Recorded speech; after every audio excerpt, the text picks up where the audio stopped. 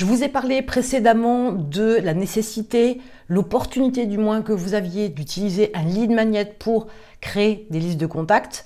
Aujourd'hui, je vais vous donner quelque chose comme 35 exemples de lead magnet, histoire de vous inspirer, que vous ne soyez pas complètement à l'arrêt devant cette chose-là, cet aimant à prospect, pour pouvoir remplir donc vos listes d'emails. Et j'espère que ça va vous aider, que ça va vous inspirer. Il n'y a pas de cas précis pour chaque lead magnet, mais ça peut vous donner une idée à un moment donné. Et n'hésitez pas à revoir cette vidéo si vous avez besoin à nouveau de revoir les exemples possibles de lead magnet. Alors, je vais consulter ma liste en même temps parce qu'il y en a plus d'une trentaine, donc je ne voudrais pas en oublier. Donc vous pourriez faire un lead magnet qui serait éventuellement un guide, ça peut être un webinaire, vous avez aussi la masterclass, le challenge fait aussi partie des lead magnets qui sont assez intéressants. Vous avez des e-books, vous avez des templates, vous avez la possibilité d'offrir une durée d'utilisation de vos produits ou de vos services. Il y a la possibilité de procurer un test. Ça peut être aussi une approche d'information donnant des actions à mettre en place. Vous avez la possibilité de fournir des exercices, des études de cas. Ça aussi, c'est assez intéressant dans la mesure où les gens peuvent s'identifier à la personne que vous proposez dans votre étude de cas. Vous avez la checklist. Il y a les étapes d'un process, vous avez un script, vous pouvez offrir une liste de ressources ou alors une boîte à outils.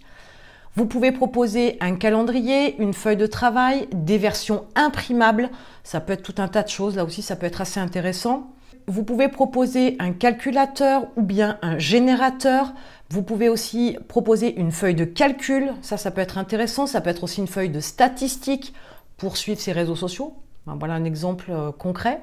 Ça peut être une recette, ça peut être un contenu privé. Vous pourriez aussi offrir un tutoriel. Il y a aussi un rapport que vous pourriez fournir. Vous pourriez aussi y mettre une infographie. Ça pourrait être aussi de proposer un événement particulier. Il y a des mini-cours par email ou par vidéo. Il y a aussi des prédictions. Ça peut être une mind map. Vous avez aussi le livre audio. Vous avez la possibilité d'offrir un diaporama. Et vous pouvez aussi proposer un produit gratuit. Alors voilà, je crois qu'il y en a grosso modo quelque chose comme 35. Ça vous laisse de la matière, ça peut vous donner des idées. Vous allez pouvoir vous servir de cette liste-là pour avoir peut-être une idée bien précise sur le lead magnet à offrir. Donc, c'est toujours plus ou moins les mêmes supports, mais l'approche peut être différente. La priorité des priorités, c'est n'oubliez jamais que votre lead magnet doit être en corrélation avec votre activité. Il doit être ciblé pour vraiment plaire à votre client cible, à votre avatar et vraiment axé sur votre domaine d'activité. Ne proposez pas une recette de cuisine si vous êtes sur l'approche d'un coaching en sport par exemple. Ça n'a absolument rien à voir. Restez bien concentré sur votre domaine d'activité et faites de façon à ce que votre lead magnet soit en relation avec ce que vous avez à vendre derrière. Ne proposez pas quelque chose à l'opposé, ça n'irait pas. Et proposez vraiment un lead magnet bien ciblé pour que, effectivement, les personnes qui vont vouloir votre lead magnet vont donc faire partie de votre liste de contacts et elles doivent être sur une démarche où elles ont envie déjà d'en savoir plus. Si c'est de la simple curiosité avec quelque chose un petit peu décalé, un petit peu loin de ce que vous faites, forcément ce sera plus des touristes que vous aurez que des prospects très chauds pour acheter derrière. Donc ce sera difficile de pouvoir enclencher de la vente à des personnes qui sont plus curieuses qu'autre chose et donc effectivement le sujet du lead magnet ne correspond pas à ce que vous proposez derrière. Donc ça doit être une de vos priorités, vous devez y penser. Voilà, donc avec cette liste d'à peu près 35 lead magnets, je pense que vous avez de quoi faire. N'oubliez pas qu'il n'y a rien de gravé dans la pierre une fois de plus et c'est toujours une histoire de test. Peut-être que votre audience préférera de la vidéo plutôt qu'un format PDF par exemple.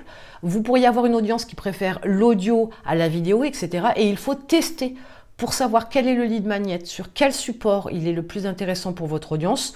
Et bien évidemment, il faut aussi tester les différents sujets que vous pourriez proposer dans vos lead magnets. Parce qu'il se peut qu'un sujet marche très bien en vidéo, mais il ne fonctionnera absolument pas en audio.